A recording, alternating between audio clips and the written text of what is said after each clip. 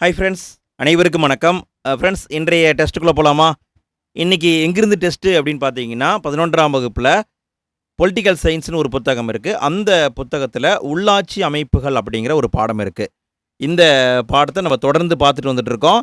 இந்த பாடத்திலிருந்து நம்ம டெய்லியுமே 5 பக்கமாக பார்த்துட்டு வந்துட்டுருக்கோம். இன்றைய வீடியோலையும் அதே மாதிரி தான் ஒரு 5 பக்கங்களை பார்க்க போகிறோம். இதில் பார்த்தீங்கன்னா மொத்தம் 17 கேள்வி தாங்க இருக்குது. இன்றைய டெஸ்ட்டு ரொம்ப சிம்பிளான டெஸ்ட்டாக இருக்க போது. இந்த டெஸ்ட்டை முழுமையாக அட்டன் பண்ணுங்கள் ஃப்ரெண்ட்ஸ். கடைசியாக உங்கள் ஸ்கோரை கமெண்ட்டில் பதிவிடுங்க. சரி, நம்ம இன்றைய வீடியோக்குள்ளே போகலாமா? ஃபஸ்ட்டு கேள்வியை பாருங்கள். பேரூராட்சியின் மக்கள் தொகை எதுவரை இருக்கும்னு கேட்டிருக்காங்க. ஒரு பேரூராட்சி இருக்குதுன்னு வச்சுக்கோங்களேன். அதில் மக்கள் தொகை குறிப்பிட்ட அளவுக்கு இருக்கணும் இல்லையா? அதை இங்கே கேட்டிருக்காங்க. விடையை பார்க்கலாங்களா? ஒரு பேரூராட்சியாக இருக்கணும்னா குறைஞ்சபட்சம் 5000 பேர் இருக்கணும். அதிகபட்சம் 15000 பேர் வரைக்கும் இருக்கணும். 5000 to 15000 பேர் இருந்தால் தான் அது பேரூராட்சி. அடுத்து இரண்டாவது கேள்வியை பாருங்கள். ஒரு பேரூராட்சியின் உறுப்பினர்கள் எண்ணிக்கை எதற்கு குறையாமலும் எதைவிட மிகாமலும் இருக்கும்? ஒரு பேரூராட்சி இருக்குன்னா அதில் உறுப்பினர் இருப்பாங்க இல்லையா? மக்களால் தேர்ந்தெடுக்கப்பட்ட உறுப்பினர் இருப்பாங்க இல்லையா? அவங்க எத்தனை பேர் வரைக்கும் இருக்கலாம்னு கேட்டிருக்காங்க. இதற்கான பதில் மினிமம் 3 பேர் இருக்கணும், மேக்சிமம் 5 பேர் இருக்கணும். 3 முதல் 15 பேருக்குள்ளே இருக்கணும். அடுத்து மூன்றாவது கேள்வியை பாருங்க. பேரூராட்சியின் நிர்வாக அலுவலர் யாருன்னு கேட்டிருக்காங்க. ரொம்ப ரொம்ப முக்கியமான கேள்விங்க. இந்த நிர்வாக அலுவலரை பார்த்துக்கோங்க. பேரூராட்சி அப்படின்னா செயல் அலுவலர் தான் இருப்பார். இவரை இஓ அப்படின்னு சொல்லுவாங்க, எக்ஸிக்யூட்டிவ் ஆஃபீஸர். அதுவே ஊராட்சி ஒன்றியம்னா வட்டார வளர்ச்சி அலுவலர் வருவார், பிடிஓ அப்படின்னு நம்ம படிச்சிருப்போம், அவங்க வருவாங்க. நகராட்சினா நகராட்சி ஆணையர் வருவாங்க. மாநகராட்சினா மாநகராட்சி ஆணையர் வருவாங்க. அடுத்து நான்காவது கேள்வியை பாருங்கள். நகராட்சியின் மக்கள் தொகை எது வரைக்கும் இருக்கும்?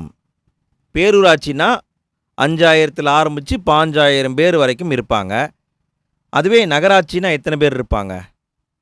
விடையை பார்க்கலாங்களா? நகராட்சி அப்படின்னா 15000 ஆரம்பித்து 3 லட்சம் பேர் வரைக்கும் இருப்பாங்க. மினிமம் 15000 பேர் இருக்கலாம், மேக்சிமம் 3 லட்சம் பேர் வரைக்கும் இருக்கலாம். அடுத்து ஐந்தாவது கேள்வியை பாருங்க. தவறான கூற்றை கண்டறிக. இங்கே 3 பாயிண்ட் கொடுத்துருக்காங்க. எது தப்புன்னு கண்டுபிடிக்கணும். நகராட்சியை பொறுத்த வரைக்கும் நம்ம என்ன நினச்சிட்டு இருக்கோம்னா ஒரே ஒரு கேட்டகரி தான் இருக்குன்னு நினச்சிட்டு இருக்கோம். ஆனால் தப்பு. நகராட்சியிலேயே வகையினம் ஆ, அதாவது ஏ கிரேடு, வகையினம் பி, அதாவது நெடிலா பி கிரேடு, வகையினம் இ, அதாவது சி கிரேடு, இப்படி 3 கிரேடு இருக்குங்க. தரத்தை 3ஆக பிரித்து வச்சுருக்காங்க. விடையை பார்க்கலாங்களா? ஃபஸ்ட் பாயிண்ட் பாருங்கள். நகராட்சி வகையினம் ஏ, அதாவது ஏ கிரேடாக இருந்ததுன்னா 1 லட்சமும் அதற்கு மேலும் மக்கள் தொகை இருக்கும். மக்கள் 1 லட்சத்துக்கு மேலே இருப்பாங்க. சரிங்களா? ஏ கிரேடில். இது கரெக்டுங்க. அடுத்து இரண்டாவது பாயிண்ட் பாருங்கள். நகராட்சி வகை இனம் பி, பி கிரேடாக இருந்ததுன்னா 50000 முதல் 1 லட்சம் வரை மக்கள் தொகை இருக்கும். இதுவும் கரெக்டு தான். ஏ கிரேட்லேயே 1 லட்சத்துக்கு மேலே தான் இருப்பாங்க. பி கிரேடுனா 1 லட்சம் டு 50000க்குள்ளே இருப்பாங்க. அடுத்து மூன்றாவது பாயிண்ட் பாருங்கள். நகராட்சி வகை இனம் இ, ஈல 50000க்கும் மேல் மக்கள் தொகை இருக்கும்னு கொடுத்துருக்காங்க. தவறு. 50000க்கும் கீழ்தான் மக்கள் தொகை இருக்கும். அப்போ இந்த பாயிண்ட் தவறு. புரியுதுங்களா? அதாவது 3 கிரேடு இருக்குது. ஏ, பி, சி. ஏல 1 லட்சத்துக்கு மேலே மக்கள் இருப்பாங்க. பி கிரேடுனா 50000 டு 1 லட்சம் இருப்பாங்க. சி கிரேடுனா 50000க்குள்ளே இருப்பாங்க. அடுத்து ஆறாவது கேள்வியை பாருங்கள். எத்தனை உறுப்பினர்கள் வரை அரசாங்கம் நகரசபைக்கு நியமிக்கலாம்? நகரசபைன்னு ஒன்று இருக்குதுங்க. அதுக்கு நியமன உறுப்பினர்கள் இருப்பாங்க. அப்படி நியமன உறுப்பினர்கள் எத்தனை பேர் வரை இருக்கலாம் அப்படின்னு கேட்டிருக்காங்க. விடையை பார்க்கலாங்களா? விடை 3 பேர் வரைக்கும் இருக்கலாம். 3 பேர் வரைக்கும் அரசாங்கம் நியமன உறுப்பினர்களை நியமிப்பாங்க. அடுத்து ஏழாவது கேள்வியை பாருங்கள். நகராட்சி உறுப்பினர்கள் எந்த தேர்தல் முறை மூலம் மக்களால் தேர்ந்தெடுக்கப்படுகின்றனர்? நகராட்சி உறுப்பினர்கள் இருக்காங்களா, அவங்க எந்த முறை மூலம் மக்களால் தேர்ந்தெடுக்கப்படுகின்றனர்? விடை பார்க்கலாங்களா? விடை மறைமுக தேர்தல். புக்கில் ரகசிய தேர்தல்னு கொடுத்துருப்பாங்க. ரெண்டும் ஒன்று தான். மறைமுக தேர்தல் மூலமாகத்தான் நகராட்சி உறுப்பினர்கள் மக்களால் தேர்ந்தெடுக்கப்படுகின்றனர். அடுத்து 8வது கேள்வியை பாருங்க. தேர்தல் முடிவுகள் வெளியான எத்தனை நாட்களுக்குள் தேர்ந்தெடுக்கப்பட்ட உறுப்பினர்களின் கூட்டத்தை கூட்டி அவர்களுக்கு பதவி பிரமாணம் செய்து வைத்து தலைவர் மற்றும் துணைத் தலைவரை தேர்ந்தெடுக்க துணை ஆணையர் வழிவகை செய்ய வேண்டும்? யார் பண்ணணும்? துணை ஆணையர் பண்ணணும். என்ன பண்ணணும்? தேர்தல் முடிவு என்னைக்கு வெளியாச்சோ அதிலிருந்து 14 நாட்களுக்குள்ள அந்த உறுப்பினர்களுடைய கூட்டத்தை கூட்டி அவங்களுக்கு பார்த்தீங்கன்னா பதவி பிரமாணம் செஞ்சு வைக்கணும். அவங்களுக்குள்ள ஒருத்தரை தலைவராகவும் துணைத் தலைவராகவும் தேர்ந்தெடுக்க ஏற்பாடு பண்ணணும். யார் பண்ணணும்? துணை ஆணையர் பண்ணணும். அடுத்து 9வது கேள்வியை பாருங்க. பட்டியல் இனத்தவர் மற்றும் பழங்குடியின பெண்கள் உட்பட மொத்த இடங்களில் எத்தனை சதவிகிதம் பெண்களுக்காக ஒதுக்கீடு செய்யப்பட்டுள்ளது? நகர்ப்புற உள்ளாட்சி அமைப்பு இருக்கு இல்லைங்களா, அதில் பெண்களுக்கு எத்தனை சதவிகிதம் இடஒதுக்கீடு கொடுக்கப்பட்டிருக்குன்னு கேட்குறாங்க. விடையை பார்க்கலாங்களா?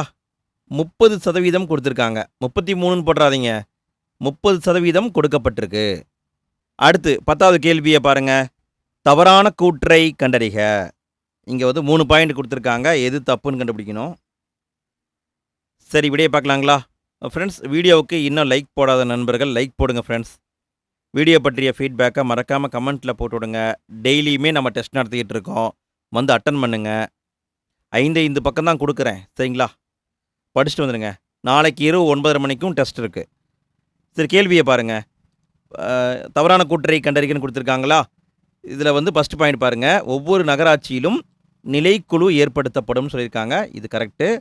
ஒவ்வொரு நகராட்சியிலையும் நிலைக்குழுவை உருவாக்குவாங்க. அடுத்து 2வது பாயிண்ட். இதில் நகராட்சியின் தலைவர் மற்றும் துணைத் தலைவர் மேலும் வகையினம் ஆவாக இருந்தால், அதாவது ஏ கிரேடாக இருந்தால் 4 உறுப்பினர்களையும், வகையினம் நெடில் ஆ அதாவது பி கிரேடாக இருந்தால் 2 உறுப்பினர்களும் இருப்பர். இதுவும் கரெக்டு. அதாவது நிலைக்குழுன்னு ஒன்று பார்த்தோம் இல்லையா, இந்த நிலைக்குழுவில் நகராட்சியுடைய தலைவர் இருப்பாங்க, துணைத் தலைவர் இருப்பாங்க. ஏ கிரேடாக இருந்தால் 4 உறுப்பினர் இருப்பாங்க, பி கிரேடாக இருந்தால் 2 உறுப்பினர்கள் இருப்பாங்க. இது கரெக்டு தான். அடுத்த பாயிண்ட் பாருங்கள். இந்த நிலைக்குழுவின் பதவிக்காலம் 5 ஆண்டுகள் கொடுத்துருக்காங்க, தவறு. நிலைக்குழுவின் பதவிக்காலம் 2.5 ஆண்டுகள். 2.5 ஆண்டுகள் என்பதுதான் சரி. அப்போ இதுதான் தவறு. அடுத்து 11வது கேள்வியை பாருங்க. நகர்மன்றத்தின் பொறுப்புகள் எந்த அட்டவணையில் கொடுக்கப்பட்டுள்ளது? நகர்மன்றம் இருக்கு இல்லைங்களா, இதனுடைய பொறுப்புகளை எங்கே சொல்லியிருக்காங்க? அதாவது மாநகராட்சி, நகராட்சி எதுனாலும் சரி, அதை 12வது அட்டவணையில் சொல்லியிருக்காங்க. நகர்மன்றத்தின் பொறுப்புகள் 12வது அட்டவணையில் சொல்லப்பட்டிருக்கு. அடுத்து 12வது கேள்வியை பாருங்க. 1992 ஆண்டு சட்டத்தின்படி மாவட்ட திட்டக்குழுவில் மொத்த உறுப்பினர்களில் எத்தனை பங்கிற்கு குறையாமல் இருத்தல் வேண்டும்னு கேட்டிருக்காங்க. இதுக்கான பதிலை பார்க்கலாங்களா? 4 பங்குக்கு குறையாமல் உறுப்பினர்கள் இருக்கணும். 4 பங்கு. அடுத்து 13வது கேள்வியை பாருங்க. இந்தியாவில் உள்ள மாநகராட்சி அமைப்புகள் எங்கு அமைந்த மாநகராட்சி அமைப்பை போன்றவை? இந்தியாவில் இருக்கிற மாநகராட்சி அமைப்புகள் எங்கே இருக்கிற மாநகராட்சி அமைப்பு மாதிரி உருவாக்கப்பட்டிருக்கு? விடையை பார்க்கலாங்களா? விடை மும்பை என்பது சரி. மும்பையில் மாநகராட்சியை எப்படி அமைச்சிருக்காங்களோ அதே மாதிரி தான் இந்தியா முழுக்க அமைச்சிருக்காங்க. அடுத்து 14வது கேள்வியை பாருங்கள். தவறான கூற்றை கண்டறிக. 4 பாயிண்ட் கொடுத்துருக்காங்க, எது தவறுன்னு கண்டுபிடிக்கணும். சரி, விடையை பார்க்கலாங்களா? ஃபஸ்ட்டு பாயிண்ட் பாருங்கள். 74வது சட்ட திருத்தம் வார்டு குழுக்களை ஏற்படுத்தியது. இது சரிங்க. அடுத்து 2வது பாயிண்ட். மாநகராட்சியின் 1 அல்லது 1க்கு மேற்பட்ட வார்டுகளுக்கு அவை பொறுப்பாக இருக்கும். எது பொறுப்பாக இருக்கும்? வார்டு குழுக்கள் பொறுப்பாக இருக்கும். இதுவும் கரெக்டு தான். அடுத்த பாயிண்ட். இதன் தலைவர் 2 ஆண்டுக்கு தேர்ந்தெடுக்கப்படுகிறார்னு கொடுத்துருக்காங்க. தவறு. வார்டு குழுவின் தலைவர் ஓராண்டுக்கு மட்டும்தான் தேர்ந்தெடுக்கப்படுவார். ஒவ்வொரு வருஷம் ஒருத்தர் இருப்பாங்க, சரிங்களா? அப்போ இந்த பாயிண்ட் தவறு. அடுத்த பாயிண்ட் பாருங்கள். அவர் மீண்டும் தலைவர் தேர்தலில் போட்டியிடலாம். இது கரெக்டு. அடுத்து 15வது கேள்வியை பாருங்கள். இந்திய அரசியல் அமைப்பின் 12வது அட்டவணை மாநகராட்சி மேற்கொள்ள வேண்டிய எத்தனை விதமான பணிகளை பட்டியலிட்டுள்ளது? ஒரு மாநகராட்சி என்னென்ன வேலையை பார்க்கணும் அப்படிங்கிறத லிஸ்ட்டு போட்டு வச்சுருக்காங்க. எங்கே லிஸ்ட்டு போட்டு வச்சுருக்காங்க? 12வது அட்டவணையில் லிஸ்ட்டு போட்டு வச்சுருக்காங்க. அதில் எத்தனை விதமான பணிகள் இருக்குதுன்னு கேட்டிருக்காங்க. விடை 18 விதமான பணிகள் இருக்குங்க. 18 விதமான பணிகள் இருக்குது. அடுத்த கேள்வியை பாருங்கள். மாநகராட்சியின் நிர்வாக அலுவலர் யாருன்னு கேட்டிருக்காங்க. இதுக்கான பதில் ஆணையர். ஆணையர் அப்படின்னாலுமே ஒரு ஐஏஎஸ் அதிகாரி தான் ஆணையராக இருப்பார். அடுத்து 17வது கேள்வியை பாருங்கள். கடைசி கேள்விங்க. மாநகராட்சி ஆணையரின் பதவிக்காலம் எத்தனை ஆண்டுகள்? மாநகராட்சி ஆணையர் இருக்கார் இல்லையா, அவருடைய பதவிக்காலம் எத்தனை ஆண்டுகள்ங்க? விடையை பார்க்கலாங்களா? விடை 3 ஆண்டுகள். ஃப்ரெண்ட்ஸ், நம்ம இந்த வீடியோவில் 17 கேள்வியை பார்த்துருக்கோம். இந்த 17 கேள்விக்கும் ஆன்சர் தெரிஞ்சுதா, எந்த கேள்விக்கு ஆன்சர் தெரியல, கேர்லெஸ் மிஸ்டேக் பண்ணீங்களா, எங்கே பண்ணீங்க, இது எல்லாத்தையுமே மறக்காமல் கமெண்ட்டில் போட்டுவிடுங்க. நாளைய தேர்வுக்கான பகுதியை நான் டெலகிராம் குரூப்பில் அனுப்பி விடுறேன். படிச்சுட்டு வந்துடுங்க. நம்முடைய டெலகிராம் குரூப்பில் நீங்கள் இன்னும் சேரலைன்னா ஃபஸ்ட்டு கமெண்ட்டில் லிங்க் கொடுத்துருக்கேன், ஜாயின் பண்ணிக்கோங்க. சரிங்க ஃப்ரெண்ட்ஸ், நாளைய வீடியோவில் நாளைக்கு இரவு 9:30 மணிக்கு நம்ம மீண்டும் சந்திப்போம். அனைவருக்கும் இனிய இரவு வணக்கங்கள். தேங்க்யூ.